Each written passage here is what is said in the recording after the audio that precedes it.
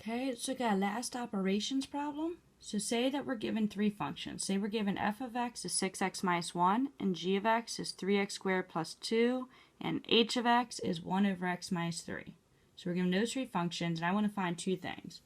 I want to find f plus g of x and h of g of f of x.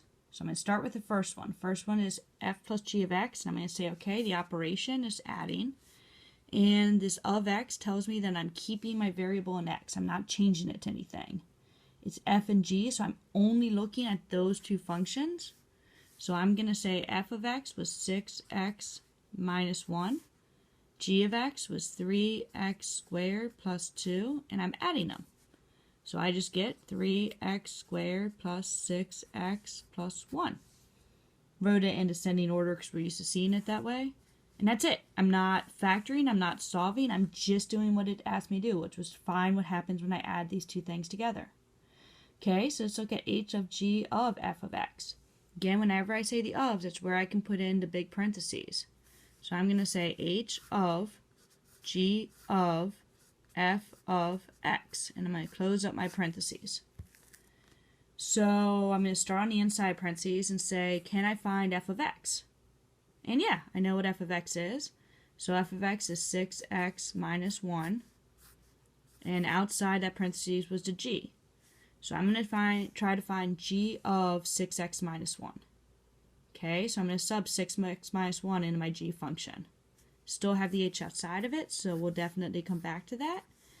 But it's sub 6x minus 1 into my g function. 3 times 6x minus 1 squared plus 2. I can square binomial. I just go ahead and FOIL it. Write it out twice and FOIL it.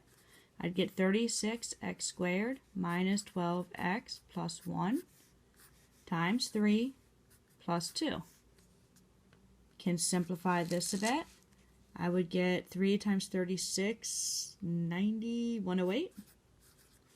X squared minus 36x plus 3 plus 2. And again, can simplify that a little bit. 108x squared minus 36x plus 5.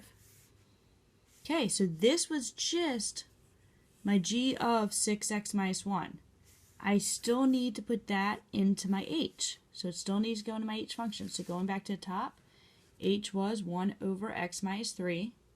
So subbing this into my h function would mean 1 over, instead of x, I'm going to put this in. 108x squared minus 36x plus 5.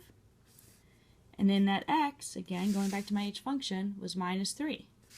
So I'm going to say minus 3. I can simplify this a little bit.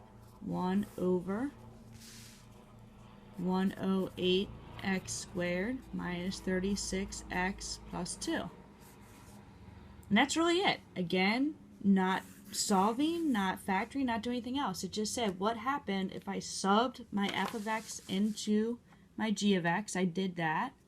I got this. And then what happens if I sub that into my h of x? I did that. I got this. Done.